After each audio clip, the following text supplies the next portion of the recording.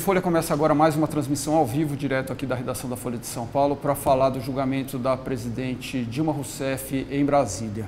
O julgamento entrou no seu 5º dia e a expectativa agora é que a votação dos senadores que podem confirmar ou não o impeachment da presidente está marcada muito provavelmente para amanhã, quarta-feira, dia 31. A Folha está publicando um placar agora no site da Folha. 53 senadores já se declararam extraoficialmente favoráveis ao impeachment da presidente. São necessários 54 votos, portanto, um a menos, segundo essa contagem. Há 9 indecisos e 19 que estão se declarando contra o impeachment da presidente Dilma. Eu estou aqui nessa tarde com o Clóvis Rossi, jornalista da Folha e colunista do jornal, e a gente vai entrar direto de Brasília com o Leandro Colom, que é diretor da sucursal de Brasília, e com a repórter Marina Dias. Primeiro você, Leandro, tudo bem? Queria que você contasse um pouco aí o dia para a gente, como é que está o bastidor e o factual aí dessa sessão que ocorre hoje, por favor. Boa tarde, Canzian, boa tarde, Rossi. Hoje foi um dia após a longa sessão cansativa, a sessão da visita da Dilma ontem aqui ao Senado. Hoje foi a retomada, foi o lado da defesa e da acusação. Janaína Pascoal, que é a advogada da acusação, uma das autoras do pedido de impeachment, ela fez um longo discurso, um pouco emotivo, duro, contra a Dilma pelo impeachment. Logo depois veio o José Eduardo Cardoso, advogado da Dilma, nesse processo, também fez um discurso muito bem feito, elaborado, chamou a atenção de todo o plenário e se emocionou muito após o discurso, dizendo que o que está acontecendo é uma injustiça contra a presidente. E após essa fase, os senadores começam a discursar aqui no plenário durante todo o dia, que é a última fase antes da votação. O presidente do STF, Ricardo Lewandowski, já avisou que pelo cronograma que ele tem trabalhado, que ele estima, essa fase de discursos acabaria nessa noite, por volta de meia-noite, ele suspenderia a sessão e amanhã de manhã os senadores se reúnem apenas para votação. Então a votação ocorreria na manhã de quarta-feira, Canzian. Leandro, agora tem também uma pressão do Palácio do Planalto, tem essa história da viagem, né? O presidente interino Michel Temer está com uma viagem marcada para a China, e estaria pressionando aí para correr com o processo para que ele tomasse posse antes de viajar, né? O que num momento como esse parece uma coisa assim, né? Surrealista, né? Então, depondo uma presidente, o cara tem que viajar para a China, né? Não pode perder o avião, sendo que o avião é um avião particular, né? Não, porque ele tem alguns compromissos na quinta e sexta-feira lá, ele não gostaria de perder ele, principalmente porque ele quer gravar um vídeo, Canzian. Logo após o impeachment, ele não quer gravar antes, para não correr o risco de dar uma reviravolta aqui e ter essa gravação feita. Ele quer gravar um vídeo em rede em cadeia nacional, e depois disso ele tem que tomar posse e depois embarcar.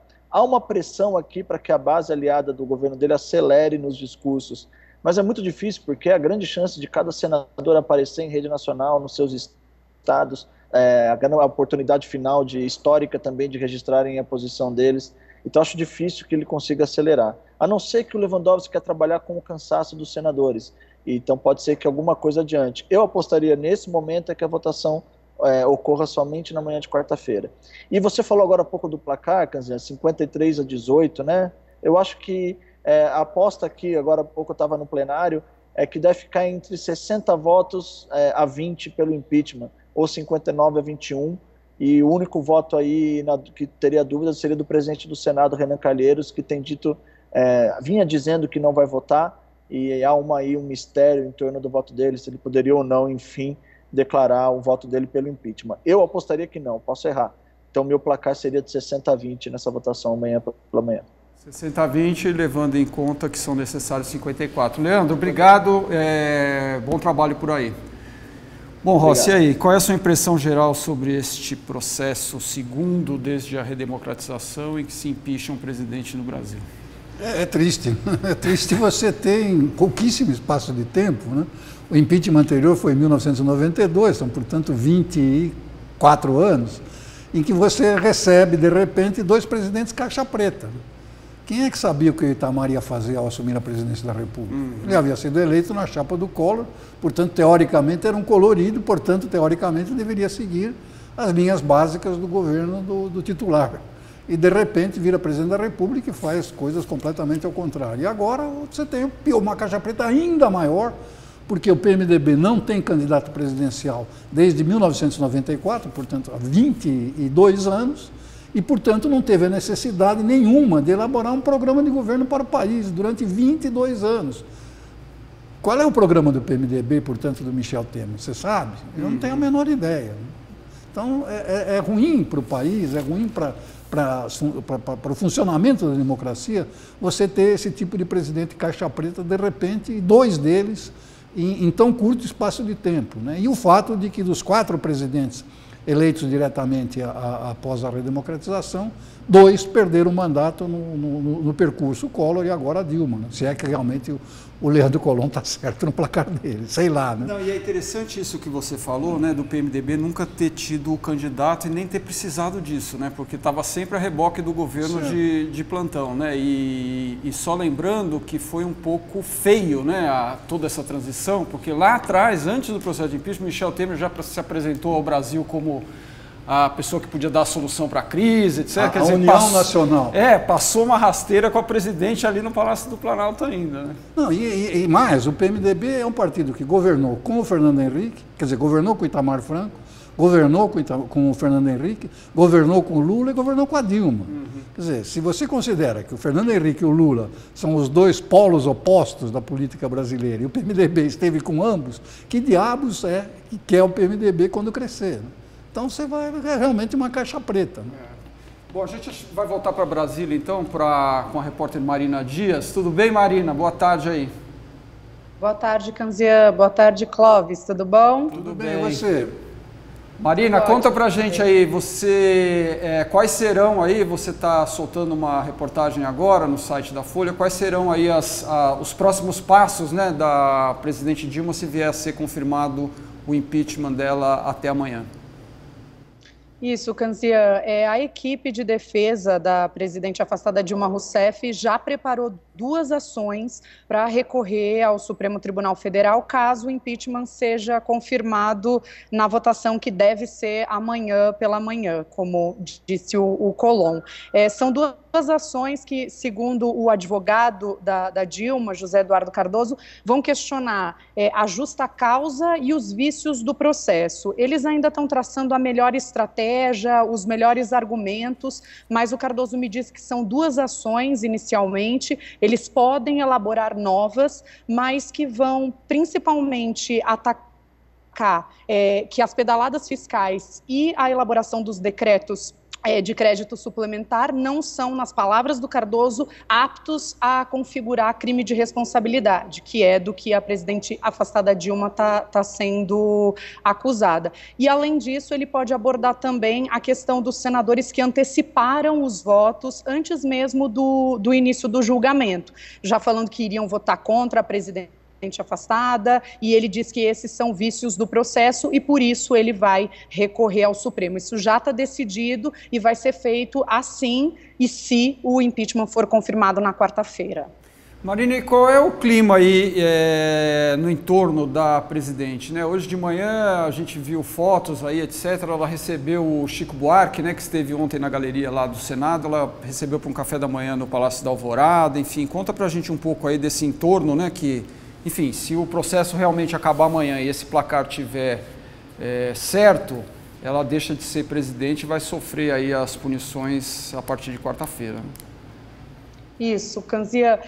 Na verdade, hoje pela manhã, a presidente afastada Dilma recebeu no Palácio da Alvorada o presidente nacional do PT, o Rui Falcão, o ex-presidente Lula e alguns integrantes de movimentos sociais, o Wagner Freitas, da CUT, e depois eles estenderam ali e fizeram um almoço junto com os ex-ministros Jacques Wagner, que era ministro dela da Casa Civil, Ricardo Berzoini, que também era ministro dela da Secretaria de Governo, e eles estão tentando fazer um balanço desse fim do processo, estratégias pós-impeachment. O prognóstico no Alvorada do Lula e da própria presidente afastada Dilma é um prognóstico pessimista. Eles não acreditam que vão conseguir os votos suficientes para impedir o afastamento definitivo dela. O ex-presidente Lula está em Brasília até o fim da votação e ainda insiste em conversar com alguns senadores para tentar reverter voto. O foco dele, segundo alguns aliados com quem eu conversei, são os senadores do Maranhão. Ali o grupo do ex-ministro dele e da Dilma também, de Minas e Energia, Edson Lobão. Então, é um grupo ali de 3 senadores que promete votar em bloco, o Roberto Rocha, o Edson Lobão e o João Alberto, e o Lula está fazendo a investida nesse grupo.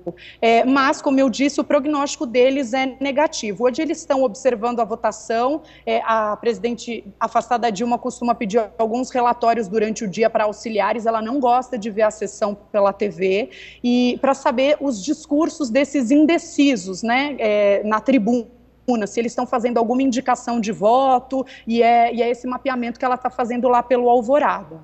Muito bem, Marina, obrigado. Marina, posso te perguntar, você teria condições, ou é cedo demais, você está preso aí ao plenário, de adiantar um pouquinho quais as chances dessas ações que o Zé Eduardo Cardoso te adiantou que vai impetrar, de prosperarem no Supremo, ou isso é apenas o jus esperneandi que não conduz a lugar nenhum, só prolonga a agonia da presidência? Olha, Clóvis,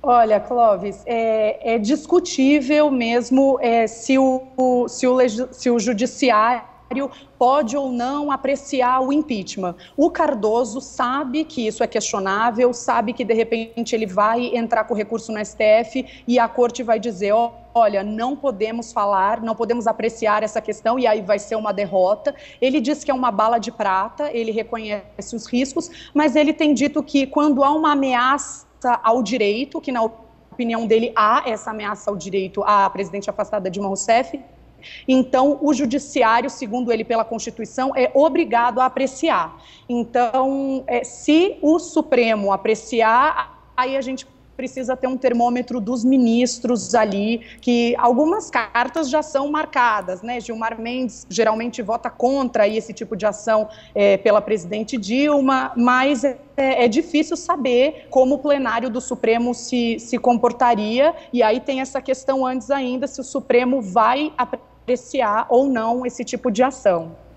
Algo mais para ela? Não, é isso. Marina, obrigado, bom trabalho aí, hein? Divirta-se, Marina. Divirta-se. Obrigada. Tchau. Para vocês também. Tchau. Rossi, vamos lá. Se tudo correr como parece que está correndo, teremos um governo Michel Temer. A grande questão hoje é a questão das contas do governo, né? A gente está aí com um déficit projetado para o ano que vem de 170 bi. Quer dizer, há 3 anos atrás o Brasil era um país que as pessoas ainda achavam que tinha solvência, né? Hoje em dia, em menos de 3 anos, mudou da água para o vinho. Quer dizer, aquela coisa de falta de confiança no Brasil, né? Que mudam as coisas muito rapidamente, etc. Os desafios do Temer, 2 principalmente: aprovar a PEC dos gastos, né, para limitar o crescimento da dívida pública, e apresentar alguma coisa relativa à Previdência. Como é que você vê aí o futuro, né? Vamos jogar para frente. A PEC do limite de gastos, depende do ponto de vista de cada um. A direita dirá que é revolucionário, porque realmente você impor o limite de gastos até o que a inflação permite, é uma mudança brutal no manejo das contas públicas no Brasil. A esquerda dirá que é uma brutal involução, porque, e eu até tendo a concordar em parte com eles, que a tendência natural na situação que o país está vivendo é de você acentuar a recessão. Se o governo não gasta, se o setor privado não tem para gastar, não está gastando, ainda não recuperou a confiança para gastar, como é que você vai movimentar a máquina da economia? Quer dizer, hoje o problema brasileiro, do meu ponto de vista, é muito mais a recessão e consequente desemprego. Você viu que saíram os dados agora. O dado hoje, só para a gente colocar, 11,6% de desemprego, 12 milhões de desempregados. Recorde, parece que é recorde, não sei desde quando, ou talvez desde que as estatísticas seguem essa metodologia. Quer dizer, esse é o problema que as pessoas sentem, é esse, certo? O problema das contas públicas, você tem toda a razão, é um problema crucial, é uma agenda que foi imposta pelas circunstâncias legadas pelo governo anterior, tudo bem. Mas, do ponto de vista da opinião pública, para recuperar um mínimo de credibilidade, de popularidade que o Temer não tem, é necessário enfrentar a questão da recessão e a questão do desemprego. Eu não acho, a não ser que quando a arrecadação se recuperar e, portanto, os limites de gastos for aumentando, porque a arrecadação vai se recuperando, você talvez consiga alguma coisa. Mas o exemplo dos países europeus que adotaram políticas austeras como essas, que alguns até chamam de austericídio, é terrível. Você vê a Espanha está há 5 anos agora que consegue voltar aos níveis pré-2008, que é o ano da grande crise, né? O Temer tem gordura para queimar nesses pouco mais de 2 anos que restam de mandato, para enfrentar uma situação econômica tão débil, tão frágil e com desemprego tão elevado? Eu não sei, eu tenho dúvidas e temo que ele pouco caia como no que está caindo o Macri na Argentina, que também tem a mesma necessidade, também imposta pela herança negativa recebida da antecessora, né, que era parente ideológica da Dilma, a Cristina Kirchner, tem a mesma necessidade, mas está enfrentando problema na justiça, derrubou o aumento de tarifas, que era necessário para o ajuste fiscal, está tendo problemas com sindicatos, que até se unificaram todas as correntes sindicais argentinas, e estão ameaçando até já uma greve geral, quando o cara tem 6 meses de governo, 7 meses de governo. Há o risco de você ter de novo o velho efeito Orloff, que nós, no nosso tempo, você ainda é jovem, mas você deve lembra que o Brasil será Argentina, o Brasil amanhã será Argentina de hoje. De repente, nós vamos voltar a isso, o que não é nada bom. Agora, Rossi, do alto da sua experiência, dos seus quase 2 metros de altura, eu pergunto, usando a sua bola de cristal aí, a gente tem uma situação, nas últimas eleições, onde a gente tinha uma separação de PT e PSDB, dos 2 lados, muito clara, né? E isso, o PT agora, queria te perguntar primeiro isso, o que você vê de futuro para o PT, né? E como é que esse jogo vai estar embolado na eleição de 2018, né? Quer dizer, pode ter um aventureiro vindo aí como, depois do processo da redemocratização, tivemos o Fernando Collor, né? Olha, em relação ao PT, eu tive nesse fim de semana no interior e vi o programa eleitoral gratuito, teoricamente gratuito, de Sorocaba. E fiquei absolutamente pasmo de ver o candidato do PT não tem vermelho, não tem estrela, não tem o nome do partido, a não ser no finzinho, quando aparece lá Partido dos Trabalhadores, rapidamente, um flash, nada. As cores, é uma paleta de cores multicolorido. Só falta o vermelho e a estrela. Né? O vermelho e a estrela desapareceram completamente. E o nome do partido, não fala em Lula, não fala em Dilma, nada. Quer dizer, a Folha fez, inclusive, uma reportagem recente mostrando que esse é um fenômeno que repete em várias cidades. Se o PT está com vergonha do PT, você não pode esperar um grande futuro, a menos que o governo Temer seja realmente um fracasso, e aí você terá o Lula de volta em 2018. Quanto a isso, não tenho muita dúvida, se for um fracasso. Se for medíocre... Agora, no resto da confusão é a seguinte, você tem na coalizão de governo atual, você tem pelo menos 4 candidatos presidenciais, né? Os partidos que sustentam o governo Temer, você tem o José Serra, o chanceler José Serra, o governador Geraldo Alckmin, o senador Aécio Neves e o ministro Henrique Meirelles, sem contar o próprio Temer, que evidentemente, se conseguir sair do fundo do poço, vai querer ser candidato, não tenho dúvida quanto a isso, vai se assanhar realmente. Quer dizer, então você tem aí uma confusão, uma geleia geral, né? Esses caras vão ficar todos juntos, eventualmente, o Meirelles fica no PMDB, se candidata pelo PMDB, o Serra sai do PSDB, vai para o PMDB e se candidata, enfim. É um cenário muito complicado, que, repito, vai depender muito da evolução do governo Temer nesses pouquíssimo tempo que lhe resta para poder se candidatar. Né? O Meirelles claramente acha que pode ser o Fernando Henrique Cardoso de 2018, porque o Fernando Henrique foi em 94. Né? Fez o Plano Real, ganhou a eleição, se reelegeu, em cima sempre do Plano Real. O Meirelles não vai fazer um plano real, mas se conseguir sair desse sufoco tremendo que está a economia, evidentemente vai se credenciar, que a ambição dele é antiga, eu sei, porque já conversamos sobre isso, é ser presidente da República. Rossi, para a gente encerrar, o grande perdedor desse processo todo, não sei se você concorda, parece ser o Lula, né? Porque o Lula saiu da presidência como o presidente mais popular da história do Brasil. O Brasil cresceu, distribuiu renda, fez uma série de programas sociais que foram enfim, elogiados, e, enfim, mudou o cenário da economia brasileira, o negócio dos caras andando de avião, né? Ah, pobre agora está andando de avião e tal. E aí agora o cara está sendo, tá quase virando réu, né? Por conta de desvios, e agora até o Instituto Lula perdeu aí isenção fiscal por desvio de função, etc. Como é que você vê aí essa figura que você acompanhou, né, também, né, durante tantos anos? Olha, eu não tenho minhas dúvidas se o Lula perdeu realmente muito, né? As pesquisas de opinião sobre a eleição de 2018 colocam ainda em primeiro lugar. Com a porcentagem que ele tem, apesar de toda a rejeição que ele tem, com a porcentagem que ele tem, ele é certamente o candidato, um dos dois candidatos que vai para o segundo turno. É o mais competitivo hoje. E eu tenho a impressão que a culpa da crise toda vai cair no colo da Dilma, que é o suspeito mais fácil de você acusar, apontar o dedo. É o mordomo da história desse crime de lesa-economia que foi praticado no governo dela. Lembra que o Lula saiu do governo em 2010 com 7,5% de crescimento, um recorde em maior em muitíssimos 25 anos. Maior em 25 Desde anos. o plano cruzado. Quer dizer, é fácil você culpar a Dilma. O Lula já disse, pelo menos os jornais noticiaram, que ele acha que o grande erro da vida dele foi indicar a Dilma para ser candidata à presidência da República. Então é possível, a não ser que a evolução da... Quer dizer, qualquer análise política hoje em dia depende muito mais de Curitiba do que de Brasília, de São Paulo. Né? Exato. Então, feita essa ressalva de que você não sabe o que vem da Lava Jato, mas do que você sabe até hoje, acho que a grande perdedora é realmente a perdedora óbvia, Dilma Vana Rousseff. Mais uma pergunta, vou te aproveitar aqui.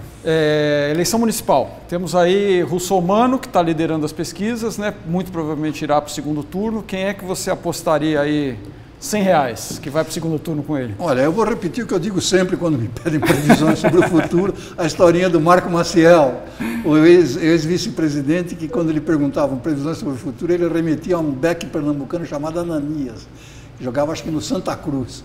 Ananias entrava em campo, vinham todos os repórteres de campo perguntando: como é que vai ser o jogo, Ananias? Ele falou: eu só faço previsões depois do jogo. Depois do jogo. Eu também só faço previsões depois do jogo.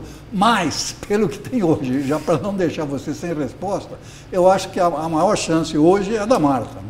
No segundo turno. Acho que o Russomano provavelmente leva o primeiro turno, fica em primeiro lugar no primeiro turno, mas terá todos contra ele no segundo turno e aí virá a segunda colocada, que por enquanto é a Marta, e não vejo muita condição do Dória e do Haddad passarem a Marta. Né? A Marta já tem uma marca, já tem o recall, e todo esse empenho dela em errei, meia culpa, Sim, tá um flagelo. Um flagelo, é uma Maria Madalena.